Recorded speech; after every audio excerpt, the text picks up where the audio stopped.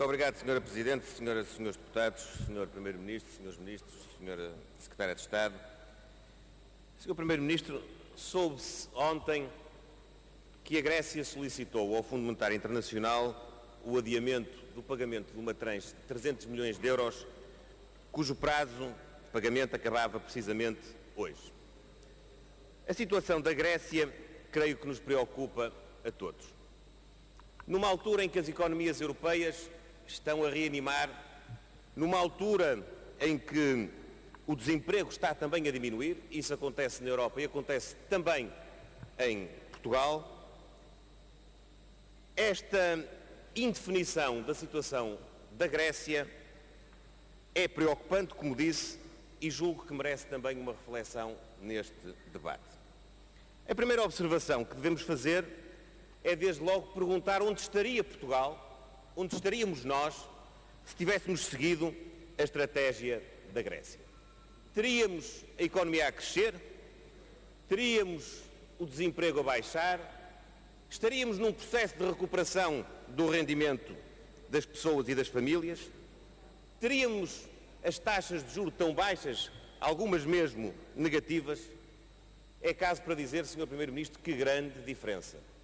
Num dia em que, infelizmente, a Grécia assume não ter dinheiro para pagar ao Fundo Monetário Internacional, em Portugal, felizmente, nós estamos a pagar antecipadamente e estamos a fazê-lo para poupar em juros. O que dizem sobre isto os partidos da oposição?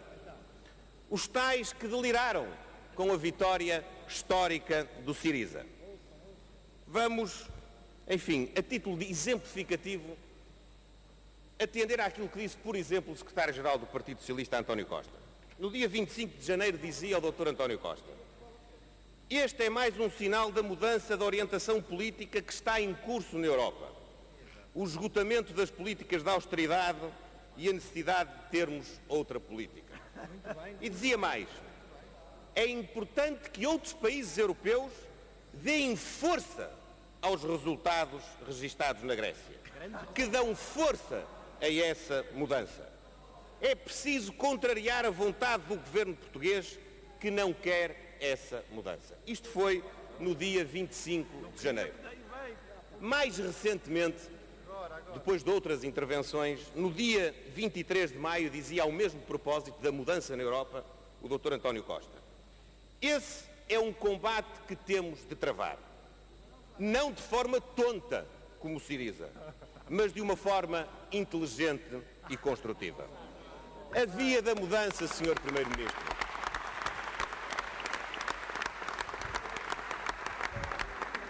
a via da mudança do Dr. António Costa e de todos aqueles que seguiam esta linha de pensamento falhou. A mudança sirizista do Dr. António Costa não produziu resultados e ele até agora, por via das dúvidas, já diz que não tem nada a ver com isso. É mais ou menos como as promessas do Partido Socialista. São todas muito boas, são todas brilhantes, são todas viáveis, mas face às reações que provocam, estão em variação constante, se não mesmo diária. Esta postura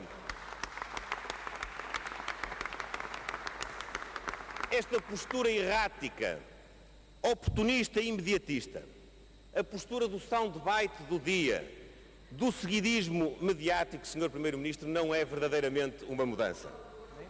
É acrobacia política, com cambalhota em cima de cambalhota. É instabilidade e é impreparação. Mas, Sr. Primeiro-Ministro, há mudanças que de facto valem a pena. Mudanças pensadas, mudanças estruturadas, mudanças estruturais. Mudanças como aquelas que nós vimos realizando em Portugal desde 2011. E mudanças que na Europa também devem ser promovidas.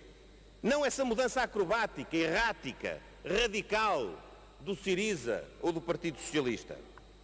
A Europa também precisa, é verdade, de mudança, mas de mudança fundamentada, de mudança consensualizada, por que não dizê-lo, que possa tirar ilações da crise e que possa não afastar, mas aproximar os Estados-membros da União Europeia. Por isso, Sr. Primeiro-Ministro, creio que a postura que o Governo tem seguido neste domínio é a postura correta. O contributo para a mudança na Europa que o governo português e o Sr. Primeiro-Ministro têm dado é o contributo certo. Por exemplo, quando propõe a criação de um Fundo Monetário Europeu que atue no futuro na assistência financeira de Estados-membros da União Europeia, que possa financiar reformas estruturais e projetos de investimento e que possa também amortecer os impactos sociais quando os países são confrontados com situação de crise. Por isso, Sr. Primeiro-Ministro, as duas perguntas que lhe coloco são as seguintes.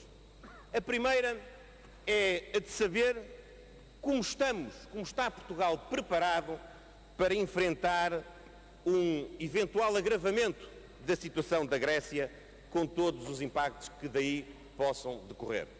Esta é uma questão que importa também a Portugal e aos portugueses. E a segunda questão é de saber que estratégia podemos defender nesta altura na Europa, nós que aliás somos um exemplo vivo da experiência, porque passamos, em que enfrentamos e vencemos um período de ajuda externa, de podermos também contribuir com esse exemplo e com essa experiência para que a Europa possa construir um quadro de maior estabilidade financeira, de maior capacidade para ter crescimento económico, para ter criação de emprego e para gerar mais confiança e mais segurança nos povos dos Estados-membros da União Europeia. Sr. Primeiro-Ministro, creio que estas questões são tão mais relevantes quanto sabemos que a preservação do caminho de recuperação económica e financeira depende também das decisões internas que tomamos, nós, os órgãos de soberania, o povo português, quando for chamado também ele a tomar posição, mas depende evidentemente também das decisões que tomamos a nível europeu, no seio da União Europeia. Na Europa, como em Portugal, os tempos mais próximos não são tempos de aventuras nem de experiencialismos. Portugal e a Europa devem tirar ensinamentos da crise e devem, de facto, ser prudentes com o futuro. Nós sabemos, Sr. Primeiro-Ministro, e sabemos muito bem em Portugal, que a fantasia e o radicalismo são inimigos do crescimento, são inimigos do emprego sustentável, são inimigos da preservação do Estado Social e são inimigos da capacidade que podemos ter de remover uma austeridade que foi e é ainda muito pesada. Aqueles que viram no Syriza a inspiração da mudança, aqueles que prometem o incerto, se não mesmo o impossível, estão de um lado. Do outro estão aqueles que, como nós, dão garantias viáveis, dão garantias realistas, cumprem objetivos e cumpriram todos os objetivos que os outros, os primeiros, duvidaram.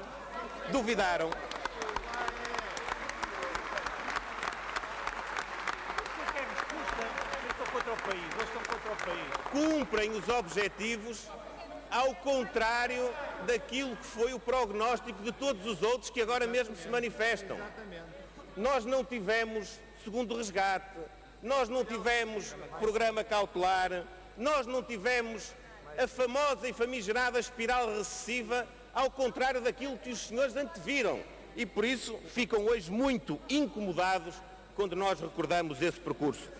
Mas aqueles que garantem opções viáveis e garantem opções realistas, é verdade que não prometem o impossível, mas como está provado, às vezes até atingem aquilo que parecia não ser possível. De facto, olhando hoje para trás, para estes 4 anos, analisando aquilo que todos disseram, no governo, na maioria e na oposição, este debate é muito atual. Mas esta reflexão, Sr. Primeiro-Ministro, esta reflexão tem muito a ver com aquilo que é o interesse dos portugueses, o interesse de não desperdiçarem todo o esforço que fizeram ao longo dos últimos anos e o esforço de quererem, de ambicionarem e de merecerem que esse esforço se vai continuar a traduzir em mais bem-estar no futuro. É tudo isto que está em jogo também quando hoje olhamos para a forma como os partidos políticos veem a política interna e como os partidos políticos veem o que é de facto a mudança em Portugal e a mudança na Europa. Muito obrigado.